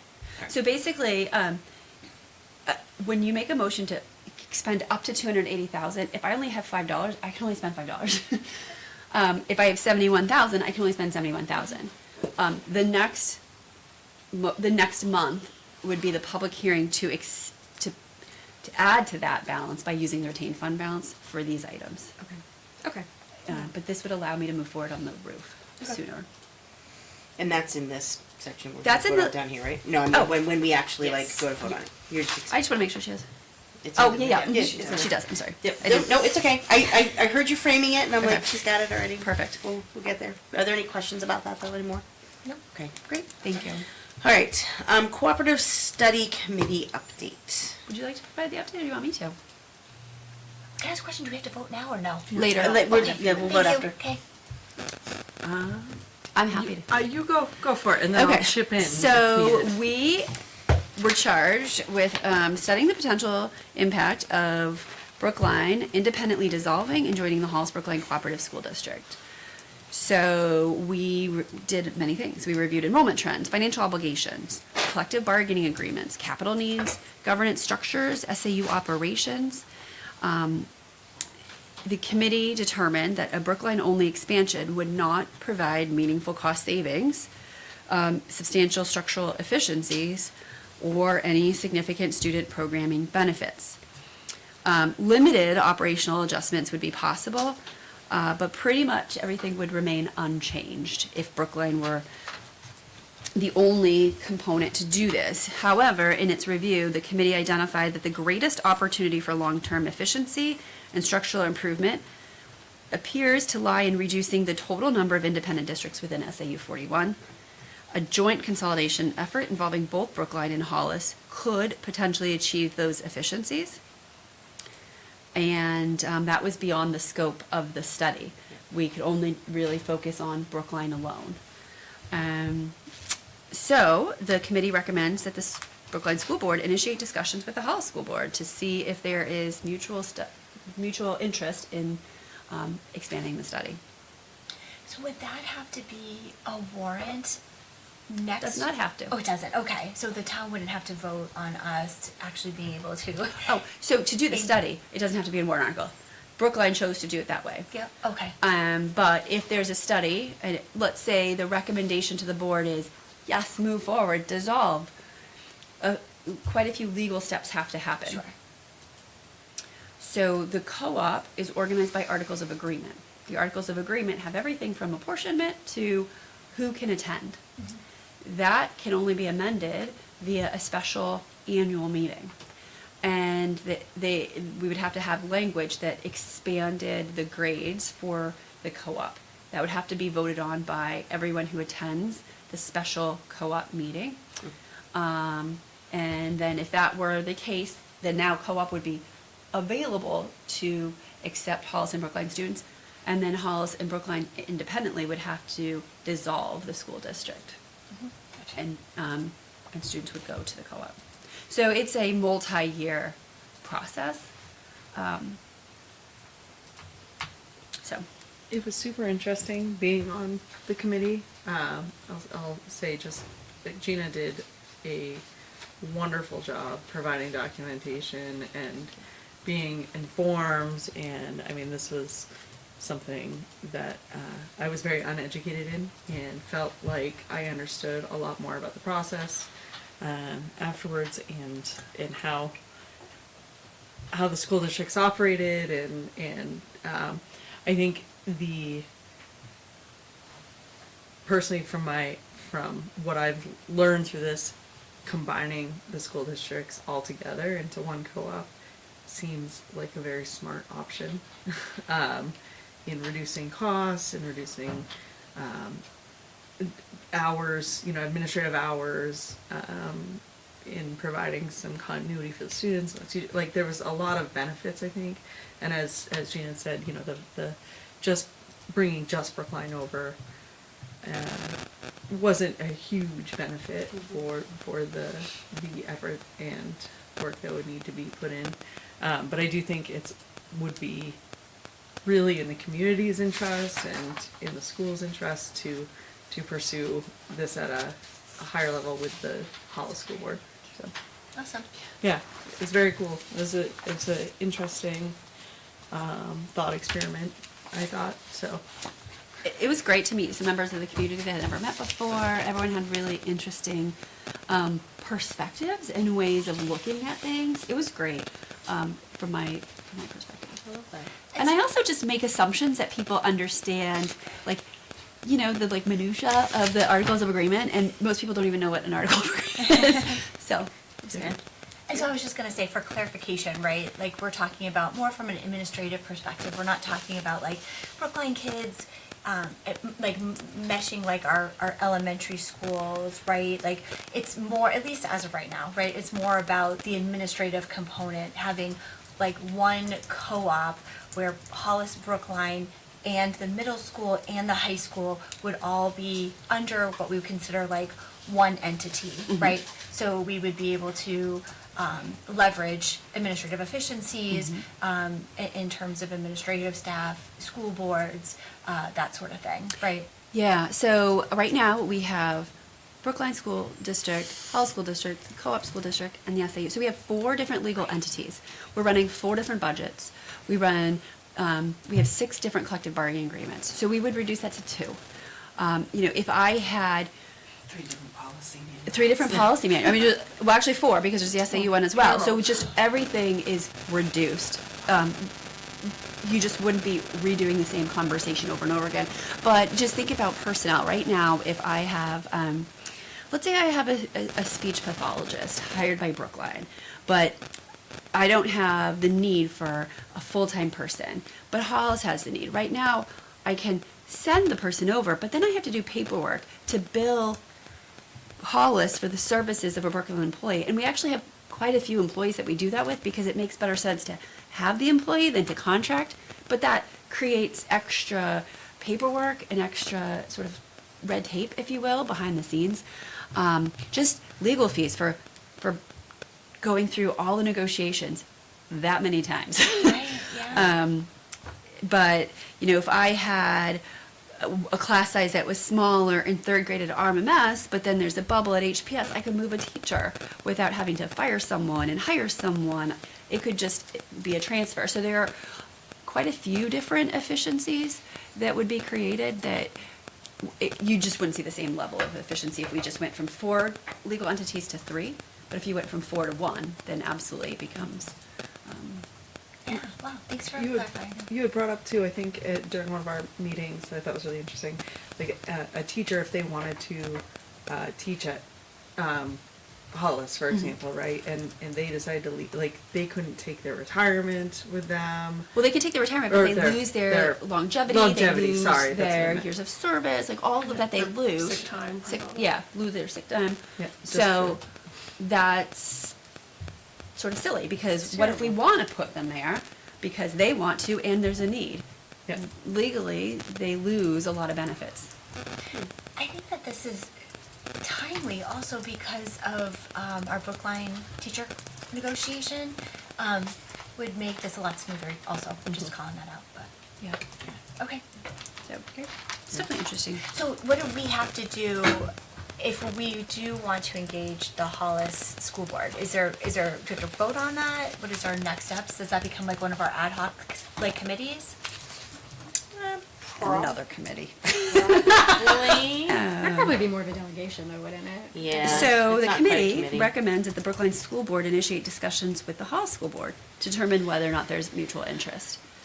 So, What is that like? I think, so you can, as a board, accept the committee report and accept the recommendations as recommendations. And then you can choose to direct your chair to engage in conversation with the chair of Hollis to see if there's any interest there. And I would say with all the chairs, because the other question is, well, does co-op want you? Yeah, right. That would be really rude if they What, didn't. what do other people think? I mean, Lynn, did you want to? No, I was just asking on that note of like, is that something we could put on like the co-op agenda, like the SAU agenda? The governing board or whatever? meeting? Yeah, I'm just wondering, yeah, I don't know if that's like or if that's a separate thing. That is chairs meeting. I think it's a chairs meeting. Chairs meeting, okay. conversation. Yeah. So I Okay, mean, start there. yeah, no, I definitely appreciate all of the hard work like that the committee did and like how well thought out this was. It appears that like you guys covered like all of the angles, which is great. I mean, I am in favor of accepting them. I don't know that I personally am in favor. I wasn't in favor of doing this study when it first came around. This hasn't really changed my mind. So there's just other issues that I see with joining the co-op, like that I would be concerned about. Articles of agreement can be really difficult to negotiate. And like I'm concerned about like the current makeup of the co-op board. I think would be really difficult, like with having Hollis has more seats than Brookline. I would just be concerned about that. So I understand that those things could change, but that's not coming up in the conversation. Like some of the concerns that I Those have. are so- all part of the Articles of Agreement. So that's which are another thing, like, difficult. you're, which is not a negotiation, it's actually, a committee meets, makes recommendations, and there's a special meeting and then people vote on them. And then just as any other special meeting, the Articles of Agreement, someone on the floor can make a motion to amend and do whatever. But I think it's important piece to understand that the makeup of the board, when certain seats are up, that's all part of the Articles of Agreement that everyone would have to agree to, including what happens with debt from elementary districts if they were to enter the co-op.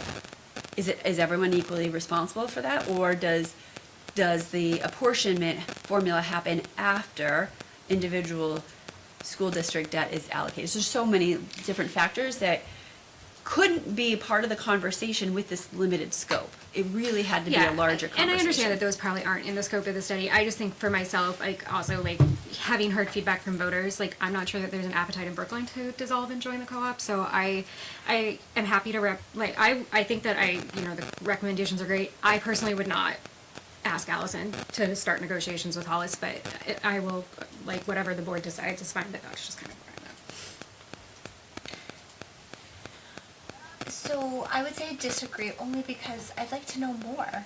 I want to answer those questions, right? I don't want to just make an assumption, I guess. Like I'd like to have that conversation, and if we feel like at the end of the conversation it's too complex or we can't answer some of these pros, I think that okay, that makes sense. But I think it's worth pursuing. I mean, just the efficiency we were just talking about is worth it, and we could be saving taxpayer money from multiple perspectives. So I think it would be beneficial to the community to at least do our due diligence. Not that I really want to be on another committee. However, I just want to clarify, the recommendation is to have Allison discuss with the Hall School Board whether or not there's interest in completing a study. Yeah.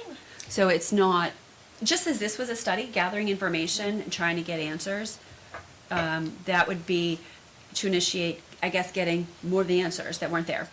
But, I think just my concern with it is that, like, I understand wanting to have the conversation, and I don't necessarily, I think that's a bad thing. I'm concerned that there's a little bit too much focus on efficiency, and we're overlooking some of the bigger issues. Like, I don't think that it's, personally, I don't think Brookline has the appetite to agree to this, and so I have personal concerns. If you guys want to have a conversation, that's fine. I'm just not gonna vote for that.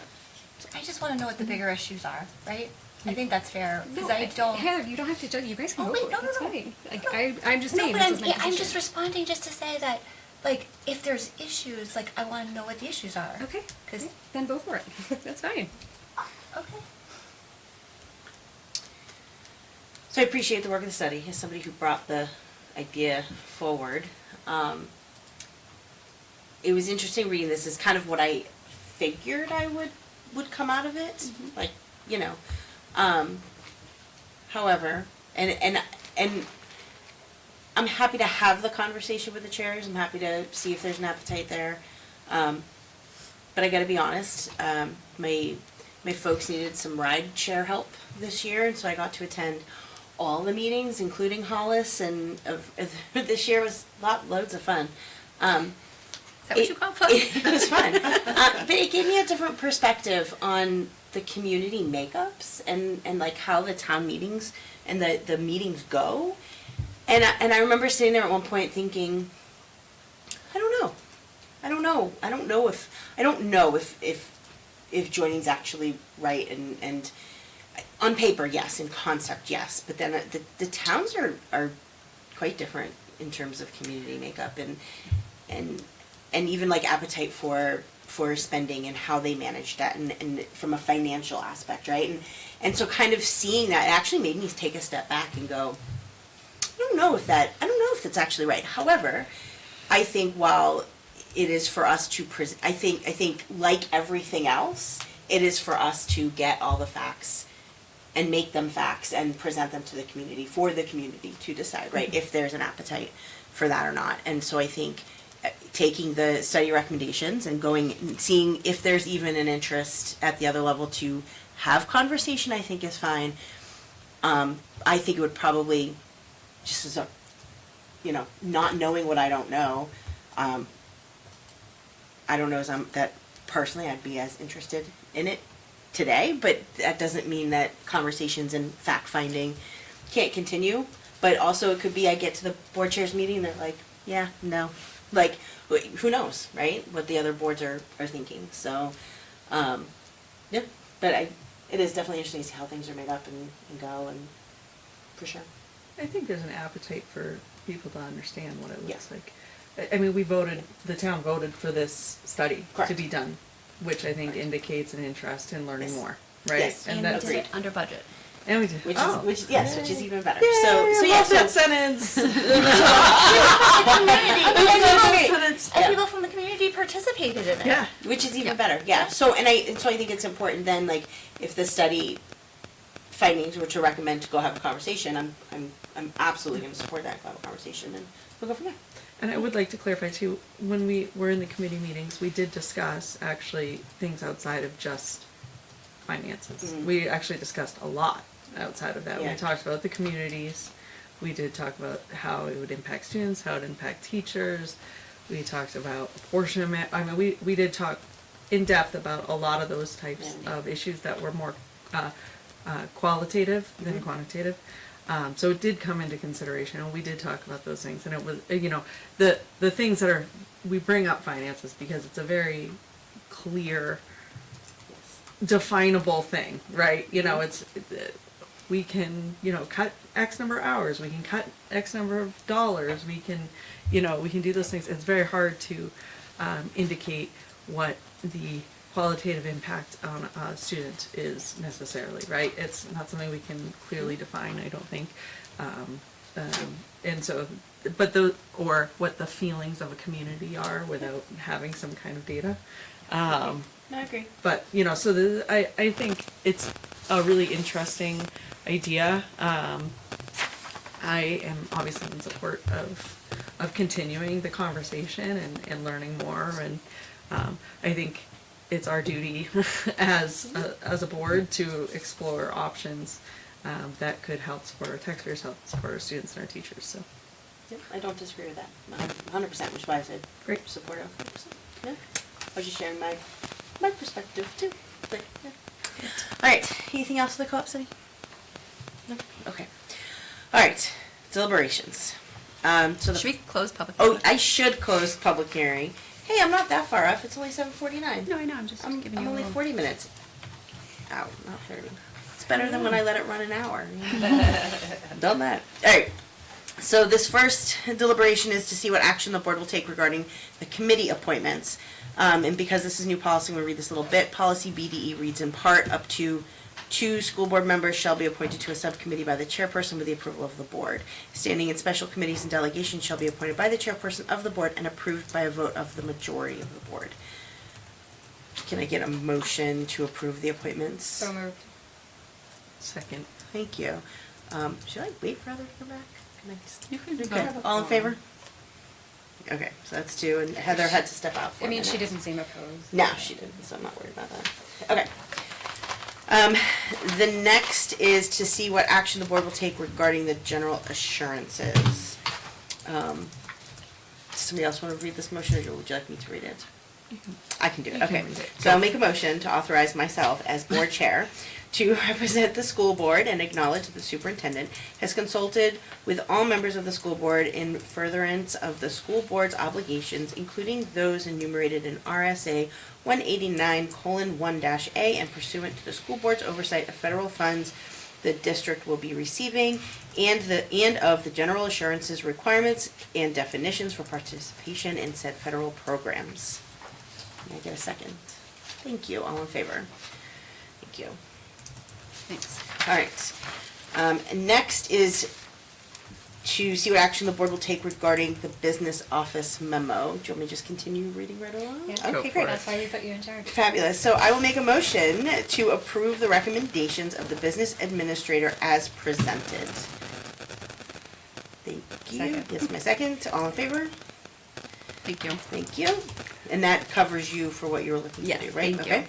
Excellent. And then this last one is to see what action the board will take regarding the proposed policy memo. In keeping with the spirit of this, I will make a motion to approve the recommendations of the Brookline Policy Committee per the memorandum provided as part of the agency packet. Did I miss? Policy memo? No. The co-op study. It wasn't a deliberative item, I didn't We notice should, that I until think we just now. create a motion Can we with this. create a motion on the fly? Yes. Am I allowed to do that?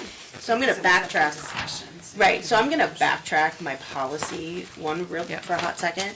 I will make a motion to accept the co-op study committee's recommendation to have the Brookline School Board Chair engage in conversation with the board chairs from Hollis and Co-op regarding the findings of the co-op study. That sound good? Okay, cool. May I get a second? All in favor? All opposed? Excellent, thank you. All right, policy memo. Now you can make that motion. Now I can make this motion to approve the recommendations as part of the Brookline Policy Committee as per the memorandum provided as part of the agenda packet. May I get a second? Thank you. All in favor? Fabulous. Oh, you should probably not vote until after you talk about the policy. I I know, was gonna I say, we always did- do that we though, didn't don't actually I? vote, yeah. I really need to ask her to move that to the the end, end, yeah. because I do that every time and it just is out of order. So I apologize, just You kidding. need to apologize. We'll do that, we'll redo that at the end. So Dot, Johanna, Lynn, whoever wants to take the floor, it's all yours. Looks like a long list, but there's quite a few that have no changes coming. And so the first 5 under are moving forward to a second read and recommended to adopt with no additional changes recommended. The first one is BEDB, and that's the agenda preparation and dissemination. I have to explain this one a little bit because There are some recommendations or some proposals to change the body of the language around the agenda, which we couldn't come to a conclusion on that day because it needed input from the superintendent. But we would like to adopt this so that we have the consent agenda language, and this will go right back on to the agenda for the policy committee to review the language. So you'll see it come back again, but we just need to get it adopted so that you can start using the consent agenda. I, J, and D is video and audio recording. These were some policies that Brookline did not have. And in light of the cameras that we use, the parents' rights bill that was passed around making sure that we can live stream our concerts and games and stuff like that, that these next few policies all go around the video recording. EEAA is for video and audio recordings on school property. EEAA-R is around the use of video and audio systems for administrative procedures. This talks about security cameras, viewing of the cameras, who gets to view the recordings, and the storage. And we did not have this policy in place. This is coming for a second reading and recommended for adoption. And then the last one in this category is JCA, which is the best interest and manifestation hardship language, which we also had reviewed by the attorney. We're then moving to the next group, which is JICK. There is significant changes in this policy, but they all come from the lawyer. They looked at this and rewrote it to match any changes in the law. And so we're just recommending that this be accepted for second read and move to third. GBEBB, we did have some input at the last meeting, which we incorporated into the language for employee and student relations, which you can see the changes in the second paragraph is where the most change occurred. So we're recommending that this is a second read with minor change and move to a third read. And then EHB-R, this is a list from Carrie Marsh, our personnel director, which will update the amount of time that we need to keep records. In some of them, it is reducing from 50 years to 20 years because there was a change in the law. And so we can get rid of a lot of very old records that are in the storage facility out in the parking lot, which will allow us to get rid of that storage facility and also reduce some of the weight that is in the attic, so they don't all come down at one point. Does that save us money? It does. Love that. Default budget. Yeah. And in some instances, because there are records that are in the personnel file, we're going to up it from 3 years to the 20, so that when we get rid of a folder, we're getting rid of everything that's in it, and we're not pulling things along the way. And that is recommended for first read and move to a second read, but probably second and adopt. Yeah, that one was pretty straightforward. We just wanted everyone to get a chance that To look at it. yeah, just to look at it. But I think Belinda and I both agree that seemed pretty straightforward and Yeah. fairly easy. So, and we're all about saving money. Yep. And the last one is if we adopt BEDB, we need to rescind BEAA, which is policy on the preparation of a meeting. So remind me, are we adopting and rescinding with the same vote? Correct, you can do. So we don't have to do two If separate you votes? accept if all the changes Okay. in the memo, it's all in here, so. Okay, perfect. Right, is there any questions or discussions? I know I looked at this in advance, I didn't see anything that was, okay? No. Okay, so now we can actually vote on the motion that was already made to accept this. So all in favor? Excellent, thank you. Next, we do have a non-public session for this evening. So I'm gonna make a motion that the board by roll call go into non-public session pursuant to RSA 91-A:32A, the dismissal, promotion, or compensation of any public employee, and RSA-A:32C, to discuss a matter that, if which discussed in public, would likely affect adversely the reputation of a person other than a member of the body or agency itself. May I get a second? Excellent. Heather, you want to start with you? Yes, Heather Reardon, aye. Lynn Powers, aye. Johanna, I, Allison Mannion, aye. sorry, my last name is really long. 7:58. That's fine. 7:59, but that's. Are we going 7:58 or 7:59?